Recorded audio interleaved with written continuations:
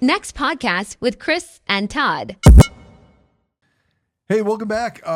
Episode 2 of our new season, and we're excited. Hopefully you found episode 1, and now you are in number 2. If not, no worries. That's you can right. just scroll up. That's right. You know, and we've got previous Or down. seasons. Either Previous one. seasons you can go ahead and check out. Maybe there's something you're like, hey, I wonder if they talked about that yet. Maybe they have, maybe they haven't. Yeah. But hopefully you are finding something that is beneficial to your life, or just something that's filling some good time in the midst of your days, and you want to tell somebody about it, or you are just going, okay, what's this all about? Let's dive in. So, Sure. yeah.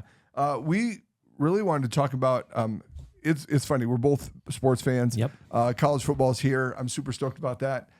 Me more so college football probably than you are. I don't know. You're more of an NFL guy. Yeah. Yeah. And that's all right. We're both. I feel like you're college across the board. Because, what are Yeah. your go-to teams? Who do you love cheering for? Dude, I'm a Hawkeye fan, man. Yeah. I grew up in Iowa. Like, that's, Iowa. No Ames.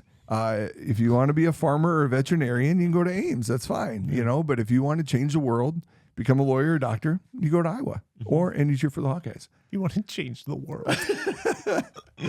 Yeah. No. And you don't, you have some professional teams you cheer for? I'm by what do they call it? Like a territorial proxy. I grew up a Vikings fan. I grew up a Minnesota fan, just because I grew up and we lived in Minnesota for a little bit. And you're like, well, Iowa's got the Iowa Cubs and the Barnstormers. Thanks, Kurt Warner, for putting us on the map. So, no, little Vikings, little Twins. We were just at a Twins game just the other day. Took a moment to take in a Twins game, and thank you, Royce Lewis, for putting a 3-run shot into left field so we could win that game when we went. So, yes, it didn't get us to the playoffs, but whatever. Yeah, the sports growing up in Kansas City, it was more, hey, we're a Kansas City Chiefs fan, Kansas City Royals fan. And then when it came to college stuff, it was like, KU basketball, because usually Kansas University did not have a football team. So. No, now they do. They could be decent this year, which is exciting. I think so they I'll have probably a pay ranking attention going on to right now. Yeah. They do. were number 20 at the beginning of the year. They're Something 19 like right 18 now. 18 or 19. So let's go. But the reason we want to talk about sports is, I think for you and I, we both you got to play sports even in college a little bit. I got to do it all through high school, all those kind of things. Still play sports to this day.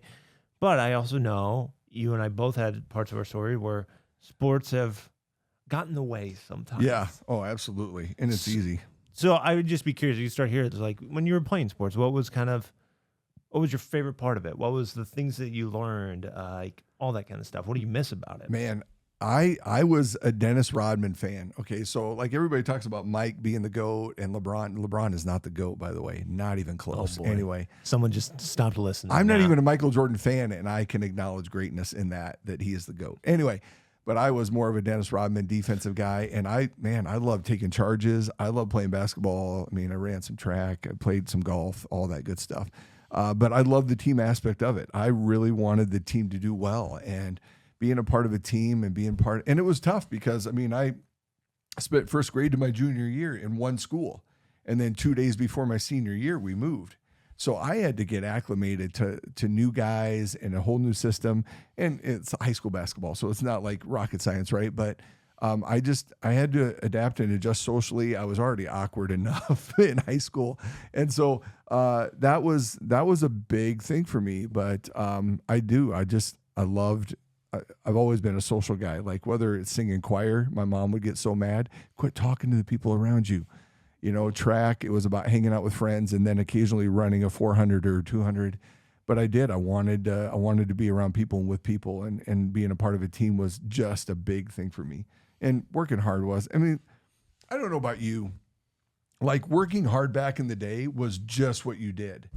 And now there's kind of this mentality a little bit like, I don't really want to put in the effort, or I really don't want to put, not across the board, but like just a general consensus is like, well, you got to do hard things, and it is what it is, right? And you and I just did that, or our growing up did that. And now it seems to be like one of those rare things that you find in kids that really are super driven, and that's, there's obviously different exits and avenues that we can take on that conversation, but I really, go back to your original question, just really love being a part of team and watching teams succeed. And that was a blast. I think for me, I'd go the same route, like being a part of a team and teaching you. Sometimes I played a lot of different sports. There's times where I was like, man, I'm one of the good players on this team, and being able to lead from that standpoint. Yeah. Then there's other moments I'm like, I am not. Yep. I am probably riding the bench, but how do I support my team? Yep, absolutely. How do I be there for it? And I've had seasons where I was like, man, this is going to be my season. And it just, sometimes in golf, they call it the yips and, those kind of things. I walked through that. I was like, man, played baseball. I know how to field a ground ball. It comes my senior year. That was going to be the year that I was like, hey, this is going to be it. And it fell apart. I couldn't field a ground ball to save my life. Like it was just all up in my head. And to walk through that and to be able to go, all right, I'm still okay. But it's one of those like tough moments as like just trying to be like, I'm on the team, but I got benched and but my summer leading up to it was awesome. Yeah. Like I was playing so well. So it just is like so many learning lessons within it. And I still love it being able to be active. Sure. Part of it I'm thankful for is doing all these things of like, I still get to play. I still get to things that I learned that I can still do now. I'm glad I picked some sports like basketball and baseball. You can still do softball now and being able to still be active. Not just softball, slow pitch softball. Right. The elite athletes are playing that slow pitch, so. And so for me as a pastor too, is like also being able to build those connections. Yep, absolutely. Once it goes back to that community dynamic of just being on a team, trying to accomplish something together. And I think that puts you in a work environment. It's like, hey, as a church, as pastors, we're trying to accomplish something together. Yeah. It may not feel the same as like we're practicing every day, and yet we are. Yeah. Like, absolutely. It has those dynamics to it that I think is awesome.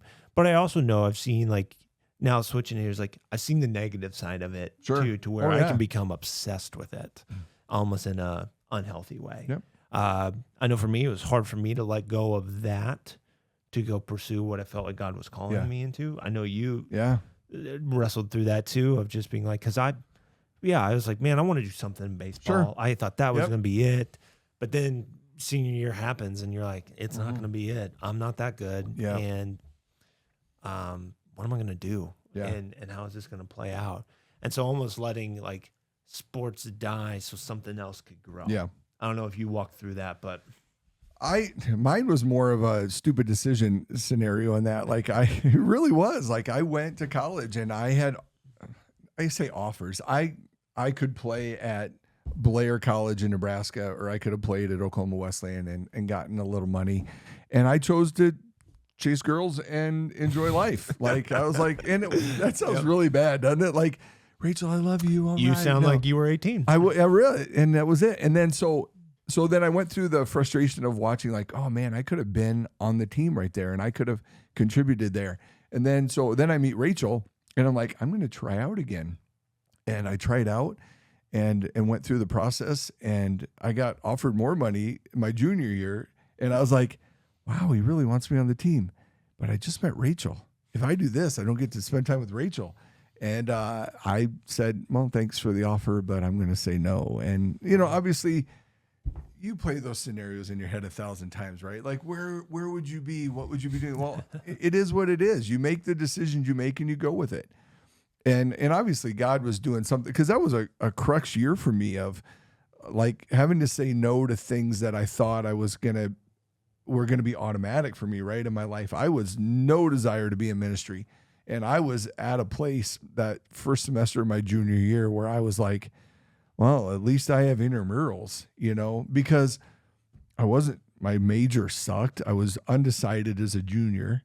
I had already gone through 3 other majors, and I'm like, I don't know what God's doing. And then little did I know, but God knew the whole time that it was saying yes to finally going into ministry and being broken enough of, well, I don't have basketball. I don't have a major. I do have a girlfriend, but we'll see what happens, and really, I think there are those moments in life, like you talked about, where you're like, you think you're going one way and you realize that life is so much bigger than that one way. And that's a hard thing, specifically when you're 18, 19, 20, right? But even as a parent, now, and we're going to talk about this in a little bit, like looking at your kid going, ooh, I see you going one way and I'm liking what I'm seeing. And then you're like, well, maybe they want it, maybe they don't. And what does that look like in the midst of our lives? Especially if you like grew up playing sports and then your kid gets that itch of like, oh man, I love playing. And you're like, oh, this is awesome. And so then they start like, oh, they might have some potential. And then you're like, wait, I'm 3 practices deep and and I've about got thousands of dollars going out to make this happen. And oh man, tournaments every weekend. And you're like, but I'm doing it for my kid. I know. And so those become, once again, sports is a crazy thing. It's good. It's healthy. I love that my kids right now are able to learn in some of that. But I'm also, as a parent, learning to be like, man, if I'm not careful, it can overtake our family. Yeah, absolutely. In a way that's like, we don't do anything else. Yeah. And that's the part of, like you said, is like, there are so many other valuable things in life. Yeah. And so learning how to have like, wait a minute, am I giving my kid like and teaching my kid to go, all right, sports are awesome. Yeah.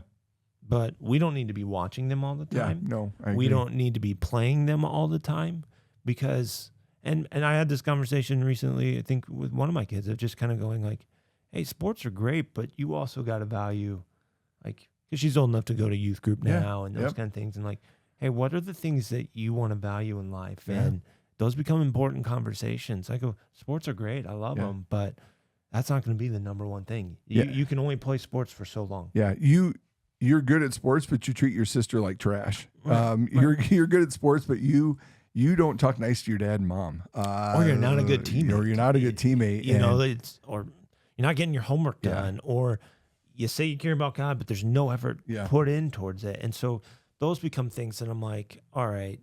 But as a parent, what I'm having to learn is like, if we're not, we could look at a schedule and go, all right, they've got practice from this time to this time, and then it's a little break for dinner, and then it's practice from this time to this time. And I'm like, man, they don't have any time to do homework. They don't have any time just to breathe. Yep. They don't have time to, if they wanted to learn an instrument, if they wanted to actually go to youth group, have I even hang out with friends or anything like that? Yeah. Have I created a schedule? And I say I'm like, as parents, we're the ones that allow it. Absolutely. And so, and even if your kids, because some kids, I would say most of them are going, I don't know if I want to do all this. Yeah. No. Most kids, from what I saw, there are kids that are like, I could do this every day, 24/7. But even in those moments, it doesn't pan out because I've got friends that they did that. And then they get to a place where like, I don't know if I want it anymore. And it's tough because we have hopes and dreams for our kids, right? Like every parent should.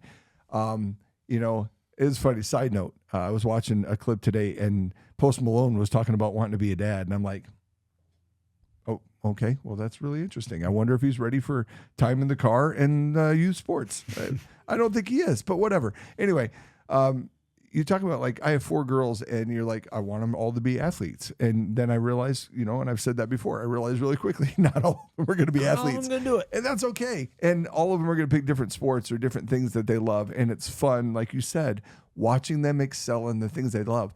But one of the things I read one time from Bob Goff, and I read it, you know, you read something and you're like, I hate that. I don't even like Bob Goff anymore right now.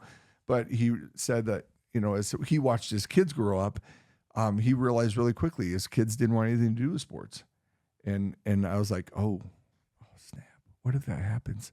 And then he's like, but then my kid excelled in wanting to fly. Like now one of his kids flies a plane. And I'm like, and that's a real popular thing right now is like kids getting their pilot's license and stuff of that nature. And that's really cool watching some of those kids, you know, take that step to do. But it's okay. Man, you got to wrestle with it though, right? As a parent, like you have expectations, you have hopes, you have dreams, but it really comes back to being grounded in the things. What are the things that we want to be about as a family? What are the things, the principles and the values and the characteristics that really mold us into being the family that we want to be? And like you're saying, that means you're going to say yes to things, and that means you're going to say no to things, and that's where the axis really hits, and you really have to say, are we going to really hold tight to that, or are we going to bend, and are we going to just do whatever the wind, wherever the wind takes us? I know for us, and this is, you talk about bending. Give you an example where we bend, and it's like, ooh, I don't know if we like that. It's like we've kind of said like, hey, one sport per season. Yep. But then you kind of can go like, well, you're doing like, let's say, give an example, soccer, basketball, and baseball. Yeah. But then they're like, well, basketball has this thing during soccer season. Okay, if we fit that in, and like, or if there's fall ball with this, so it's not really the full season. And now you're doing 2 sports because you're just like, in the fear of like, well, my kid's not going to keep up with everybody else. Yeah. And I go, some of that you just go, okay, that might be all right. Yeah. And what I've found too is like sometimes the worst component to it is with the schools. Yeah. Like schools kind of help manage some of that. They go, okay, this is when the season is, this is when it's over, and you're kind of done. If you're playing another sport, great. If you don't, not playing another sport, here's things you can do during off season. What I've found is it's usually the tournament teams. Yeah, it's all the club stuff. Club stuff that starts to occupy all of that.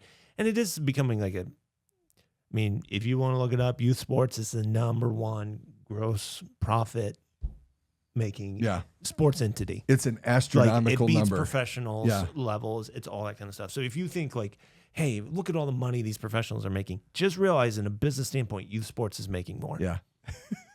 Like, that's insane to think about. There's whole cities creating like soccer complexes and baseball complexes and football complexes so they can host. And that's the whole city's goal, is to make all this. So there is this, it's very easy to go down this road. Oh, absolutely. And so that's why we thought this conversation is important. And I would say that's from a parenting standpoint. I'd also bring in this conversation. It is so easy to be obsessed with. You could spend all day paying attention to sports. Absolutely. Like you could, like football is starting. Oh, okay, my Saturday's taken up, my Sunday's taken up, my Thursday's taken up, my Monday's taken up now. Sorry, I got to be home. I got to be watching. Have you seen those? Have you seen the resignation letter that the husband gives to the wife? Like, listen, I have been a diligent, loving husband for the last 6 months, and I would like to submit my resignation because I will be busy on Saturdays and Sundays and some Mondays and possibly some Thursdays. And so that's the part where I go, no. Yeah. Like, I'm guilty. I've been there where it's like, no, I want to be there. I want to spend all Saturday on the couch, or I want to spend Sunday afternoon for 5 to 6 hours just watching football. There's times I get it. If your family is like, hey, we love watching football too, that's great.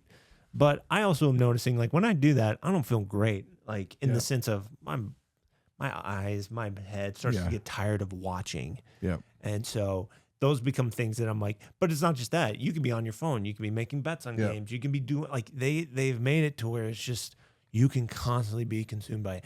I mean, fantasy sports is becoming it's crazy. So that's the part I'm like, I think this conversation is more like, if you're not careful, it can become an idol so quickly. Oh, absolutely. That's why I show you 3 examples. Like on my own, as a young man, being like, oh man, sports may be where I make it, and almost letting it get in the way of what I was supposed to be pursuing. Yeah, absolutely. And then now older, it'd be like, it's just easy to be like, that's what I veg on. Yeah. Constantly. Yeah, that's my thing. That's what I do. And you're like, but.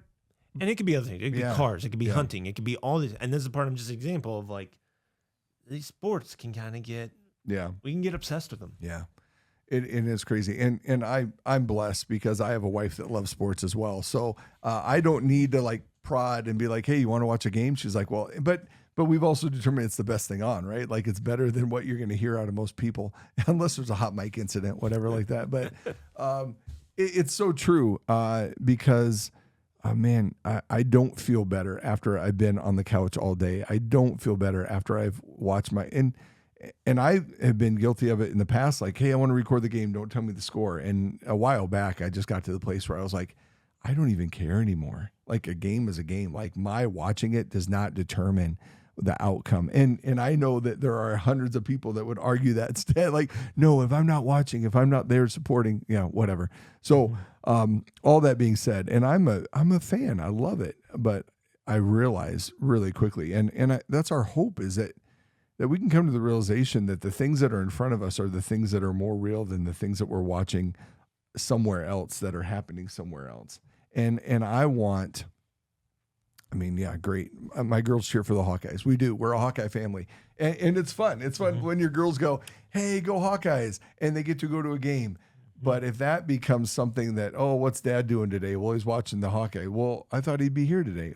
He's not here today. I thought we were going to go do something together. Yep, and absolutely. It's like, nope, he's stuck at the TV. Yeah. And that's the part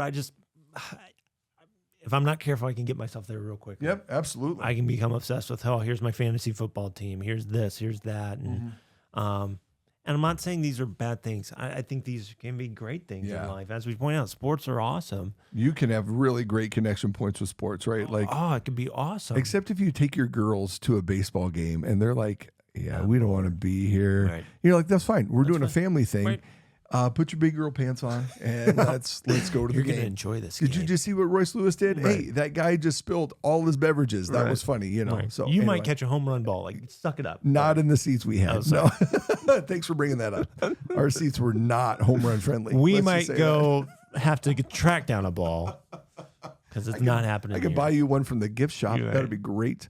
But it really is tough. I mean, it comes down to like what again, how are we picking and choosing what the direction is of our family that we want to go? Because those things don't care about our family, right? They don't care about the direction that we want and what we want to produce and what we want to affirm and what we want to see in our kids taking those next steps. Yeah, if your kid has talent, that's great. And they want it and you can manage it. That's awesome. But never forfeit who you want them to be as individuals. Correct. For the sake of the sport. Because one day they're going to be a young lady or a young man. And my hope is character and integrity are at the front and center of it. A love for the Lord. And can they discern those great decisions and those things? Like, man, nothing is more just amazing watching a young man or woman say, that's not the direction I want to go. And that may kill a parent, right? Like, yep. but that's what you raise them for, to make wise decisions, to one day leave your house and to be great adults. And that is not easy. Raising your kids to be great adults is not easy, but that's what we're called to do as parents that are following Christ. So one area you actually helped me with this is just like one of the things I got convicted by is like, man, I'm willing to spend all this time coaching my kids, taking my kids to these sports, all that kind of stuff. But what time have I put in to invest in just them growing as a leader, growing as a follower of Jesus? Because I go, I'm not trying to, but if I look at where I'm spending my time, it's like, I'm just leading them to be a fan of sports. Yeah. I'd rather them learn to be a follower of Jesus. And so one of the things I started doing is like, okay, I want to read this book with my kids. And it's Habitudes by Tim Elmore. It's a great book, very simple, small, short read of just different things, gives them pictures of like, here's what it means to be this or that. And so trying to be like, am I doing that stuff as much as I'm doing some of these other things of encouraging them to go down this road? And other thing would be like, hey, I'm going to push for them to be a part of youth group. And hey, you need some kind of moment to where you get to go be with your friends in a spiritual setting too, as much as a sports setting. And so those become things that you'd be like, so that may mean, well, we can't do all these sports stuff. Yep. And so, and I think allowing your kid to be like, no, I need to be doing these things. Yeah. They start saying that, not just you. That's a win, but you got to coach them, especially these younger ages of middle school and even younger than that, of just going, hey, no, this stuff matters. And for us, even like church, like, nope, we will be at church. Yeah. Even if we're going on a tournament, we will find a place to go to church and setting that tone. And so there's so many parts that I love about sports, but it also is looking, God, please don't let it become an idol. Yeah. Because it can just secretly become that, and you don't realize it's there. Well, and it's like anything, and this is not just sports. This next one is anything. It doesn't take long for you to say yes to one thing before you're saying yes to everything. Yep. You know, that's and good. And you, that one yes, you have to wait. And you're like, well, is it really that big a deal? Yeah, it is that big a deal. If you are wanting to see something with your family in the direction you want it to go, then you've got to guard it, and you've got to be able to say yes or no, even if your kids don't like it, even if the scenario doesn't play out. And there may be times you recognize, and we've had this happen to us. We said too many yeses. Yeah. Yeah. And we just look and go, we're not doing it again. Yeah. So we'll get through this season. But next fall or next spring, course correct. We're not we're not doing all of this. So which one are you going to want to pick? Well, and Pastor David talked about that too, right? What are those non-negotiables? You know, how many times around the table, or what are those times that you, like, when's the last time you had a daddy-daughter date with your kid? Listen, and here, I hope you hear our heart on this. We are not against sports. No, that's why I started off. We love sports. That's right. But I think we both had to learn. Yeah. Our love of sports does not trump the important things. No, I agree. Okay, let me ask this question, because we had a serious time. Is there like a sports story, like one that even whether you're young or old, that you look back and you just shake your head at and you're like, I was never going there. Or that was never going to amount to anything. But you're like, in the moment, you're like, this is it. Yeah. It was, I think, summer of my 6th grade playing baseball. Yeah. Team had asked me to join a tournament team. I thought, I'm it. I have made this team. And I mean, we were doing these tournaments, all these kind of things. About a month or two into the season, I realized I am not it on this team. I am the bench warmer on this team. Ouch. And so it created a lot of tension with my family, because my mom and dad are paying for us. And they're like, when are you going to play? And I'm like, I'm just happy to be on the team. Yeah. I'm really happy. Like, this is great. I'm so happy right now. I remember one game, my dad was like, we're leaving. Like, middle of the game, we're leaving. And I was like, no, we're not. Yeah. Like, the game's not over. Yeah. And so the coaches are sitting there watching all this. And I'm like, Dad, stop. You know, next inning, they put me in, make an error. It's awesome. Oh, no. It's awesome. Oh, that's terrible. They put me at first base randomly. I haven't played first base, but all I had to do was catch a ball. Didn't catch it. Oh, no. An error. Shortstop looked at me and was like, what are you doing? Dude, what did you miss? And I'm like, and you know, and my whole brain is processing this at 12 going, they finally gave me playing time and I screwed it up. Yeah. And my dad's probably like, well, I guess I'll go sit back down. This is why they don't play him. And then your dad's like, we're leaving. We're out of here. And so that was a tough season, but we course corrected. Like next season, we're like, nah, we're not doing that again. And it was healthier for my family, healthier for me. Yeah. But for me personally, I thought I made it to this level. Yeah. I'm with these guys. Mm-hmm. And that's crazy. It was hard. I hated the Royal Gorge for a long time. Where's this going? Okay, so growing up from 6th grade until my junior year, I was a bowler. Like, I bowled all over the place. I got to go to Texas. I remember going to Houston one time for a bowling tournament, and like, I realized really quickly that, wow, I was out of my league. But there were guys that were like linemen bowling. I remember walking into that bowling alley, and 2 African-American guys that were like 6'4", and they were ripped, and they were twins. And I was like, man, that's the coolest thing I've ever seen. But one time we went to Colorado. This is my story. And we went for this bowling tournament in Loveland, and I was bowling really good. And the day came, they're like, yeah, we're going to have scholarship money. And at this point, I was like, I want to go to Wichita State. I want to bowl. I want to be a professional bowler. I watch bowling every Saturday.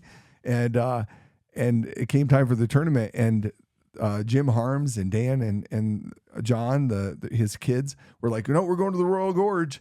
And I was like, no, we're not. I'm bowling for scholarship money. And they yanked me out of there. And I was like, no, we're going to the Royal Gorge because you aren't staying here by yourself. And I thought, man, you're killing my dream. I'm going to become a professional bowler, bowl with Mike Ross and Pete Weber. And I'm going to be like, yeah, this is awesome. And I hated the whole experience of the Royal Gorge that day. Now I look back and I'm like, the Royal Gorge is fantastic. It's wonderful. But in that moment, like stealing my dream. 7th or 8th grade. And I was livid. And then we ended up getting in an accident. I'm like, well, had we stayed for tournament time and then go to the Royal Gorge later, we wouldn't have been in an accident. So anyway, shout out to Jim Harms, John, Dan, Scott Peterson, bowling partners for life. There you go. And they just went, no, we're not doing this. Yeah. And that, I mean, that dream, I really thought I could have bowled professionally, like had I stayed in there, but it's all good. I get to bowl whenever I want now. I'm an adult. Right. I have a job with money. I can go bowl. Suck it up, swear it out. Anyway. Yep. Yeah. You ever have those moments where you say something and your wife's voice is in your head? Suck it up, swear it out. Anyway, there you go. Swear it out. I like that. That's good. Yeah. So anyway, good stuff. But man, love having you check it out. And we'll see you next time on the next podcast. Anything before we go? I think just with this season, we're going to look at stuff like sports. We may cover music sometime, just being like, hey, these things are good in our lives, but how do we make sure that they stay in the place that they should be and don't go above God? Yeah, absolutely. Hey, tell your friends. Hey, we actually, look at that right there. Next podcast cups, mugs. Yeah. You know you need one more mug in your repertoire. So, and it's a podcast mug. I highly doubt anybody's got a podcast mug. So we'll find a way to get those in your hands if you want. Have podcast mugs. Really? I bet some podcast people do. I'd be curious. Who's got a podcast mug? Craig Rochelle, we're calling you out. Where's your podcast mug? Joe Rogan. Joe Rogan. Man, I would love a Joe Rogan podcast mug. See? I bet he makes them. Theo Vaughn. Not that I watch Theo Vaughn at all. All right, you're awesome. All right. We'll see you next time. See you guys.